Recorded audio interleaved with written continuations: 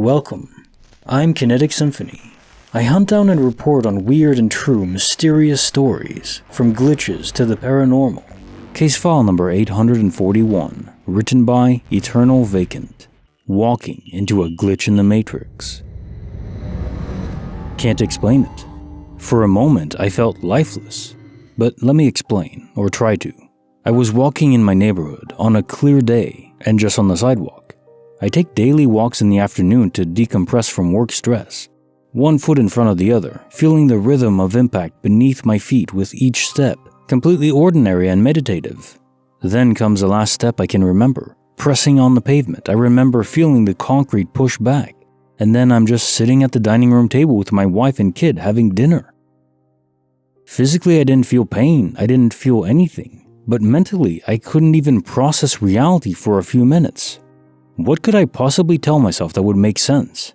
Do I have a tumor and somehow blacked out the last 3 hours? I got up and excused myself to the bathroom, telling neither of them anything.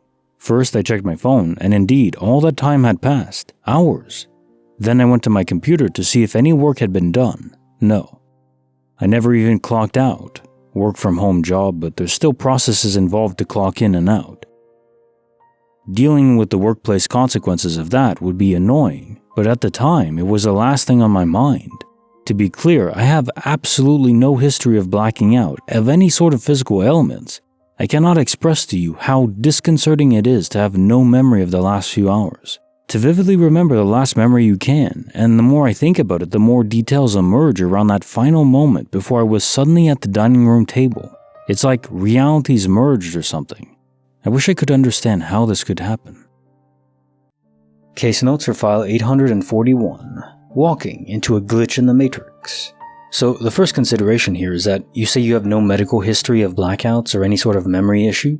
It's unlikely to be medical. Now, there are some diseases that can manifest later in life, where it'll alter your memory. Although creating entire blackouts, that's very rare. I would get checked out just in case, cause you never know. But assuming it's not medical, I would have to rule out alien involvement, sadly, because it's just, the middle of the day, urban, suburban environment, I assume. Not exactly the classic case for alien abductions. There is something else going on these days that isn't really talked about. It's called SADS, or Sudden Adult Death Syndrome. They don't really know what's causing it, and people are just literally dying randomly, and more frequently than before. There's no clear cause, but it seems to be affecting even younger people. So people you wouldn't expect to die are just dying. And I guess in that case, this could fit. You're just walking around normally, everything is fine. And then you take your final step in that universe, you die, and now you're in a different universe. The time anomaly is weird. Normally, in quantum immortality, you occupy the vessel in another universe virtually instantly, in terms of timelines. There's no divergence. Sometimes there is. Usually, actually, it's rewinded in the past, like 10-30 minutes. Fast forwarding to the future is curious. Maybe there was a glitch in the crossover event. I would imagine it's not always seamless. Case file number 842, written by maryeetke. This woman is always on my walks. I live in a Dutch village with very few non-white inhabitants. Ever since quarantine, I've started walking through and around the village at least once a day. I never really take the same roads and walk at random times of the day. Because I walk this often and the village is quite small, there's a few people I recognize on my walks. 1 year ago though, there came a new regular, an East Asian woman with mid-length hair. Every time I pass her, it's while I'm walking on this bridge. It's not a popular walking path, but I walk by her every time, without fail. I don't cross this bridge every day, and will go on my walks anywhere between 8 a.m. and 11 p.m., so it's not like we could have matching schedules. In fact, I've purposely gone on walks at weird times with bad weather to check if I'd still walk by her, and I did. It's not really scary or anything huge, but I just think it's so weird, especially since she just suddenly started showing up a year ago. By the way guys, she's not dead. I don't see it as anything paranormal exactly, I just think it's some weird glitch causing us to meet constantly. Case notes for file 842. This woman is always on my walks. Thinking about this similar thing happened to me too, but not walking, when I was biking back in Montreal, Terrebonne actually. on the path I would always take. It would usually take the same path, but I wouldn't always go at the same time. I would go anywhere from, 11 a.m. to 5 p.m., even after dark sometimes.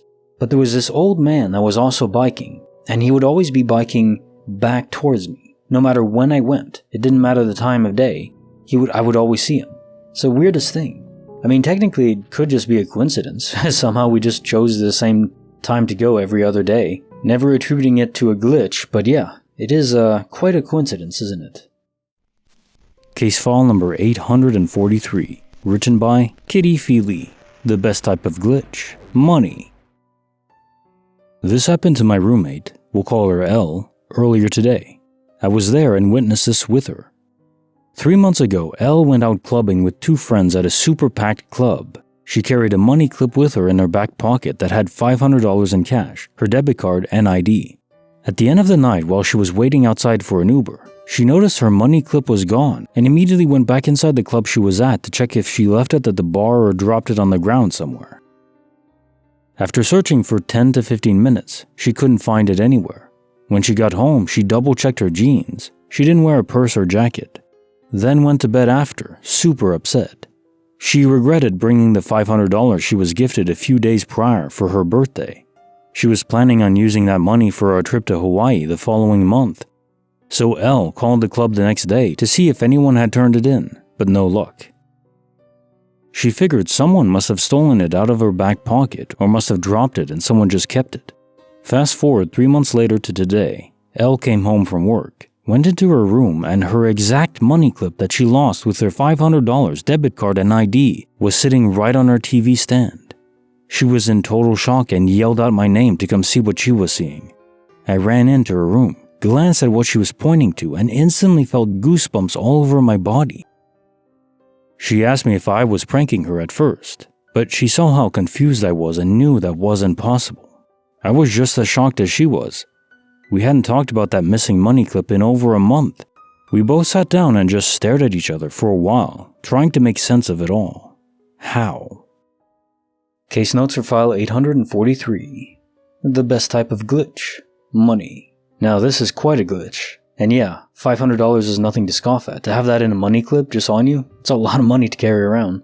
The fact it came back months later is just baffling to me. Obviously it's not a prank, you're the one reporting it for your friend. Things dematerialize all the time. Maybe we don't realize that they're coming back instantly on us? Maybe the universe has errors, and in these errors they're fixed by entities that want to restore our property to us.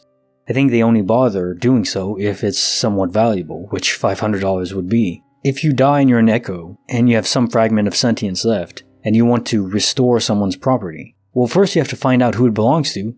I don't know if they get special information, like they can see the universe's code and they can say, like, okay, this object belongs to kittyfeli's friend. And they have the address pop up like a HUD display. So okay, this is the address, but they don't have a car or anything, so they still have to walk that distance.